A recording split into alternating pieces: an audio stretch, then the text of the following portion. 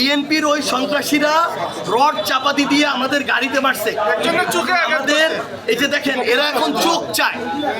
শেখ হাসিনা ছিল রক্ত পিপাসু, এই তারেক রহমানের ছাত্র দলের সন্ত্রাসীরা হয়েছে চোখ পিপাসু। একটার চোখ হবিগঞ্জে তুলে নিছে, আরেকটার চোখ তুলে নেওয়ার জন্য এই যে এখানে চোখ দিয়ে চোখে বাড়ি মারছে।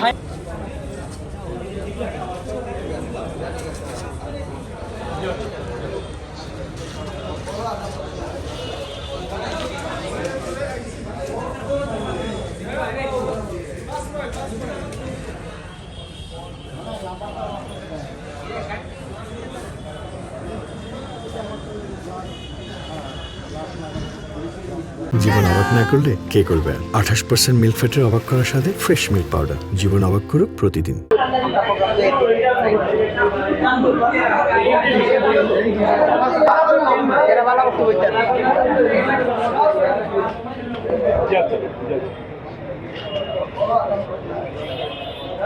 আমার এটা আজ লাগবে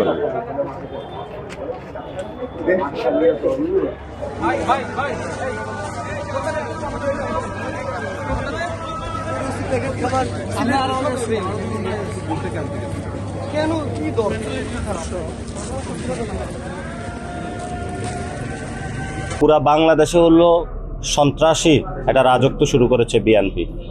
আমরা এই সন্ত্রাসের রাজত্বের অবসান চাই, এবং যখন দেখছেন কোনো বিচার হয় না, তাহলে ডিরেক্ট এটা প্রত্যক্ষ মদদ রয়েছে তারেক রহমানের প্রত্যক্ষ মদদেই বিভিন্ন জায়গায় এনসিপির উপরে হামলা হচ্ছে, এবং সেটা সরাসরি তারেক রহমান নির্দেশনা দিয়েছেন। 3 দিন হলো আজকে ধরে, একজনের চোখ শেষ হয়ে গেল, 20 জন রক্তাক্ত হয়েছে।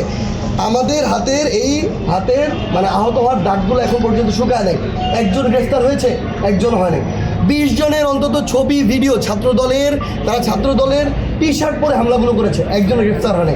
তার মানে তারেক রহমান এবং বিএনপির মদদে হামলা হচ্ছে, প্রশাসনের সহযোগিতা হামলা হচ্ছে, দাঁড়িয়ে দাঁড়িয়ে শুধু নাটক দেখা হচ্ছে, কোনো গ্রেফতারও হবে না, কোনো মামলার কার্যকারিতাও নেই।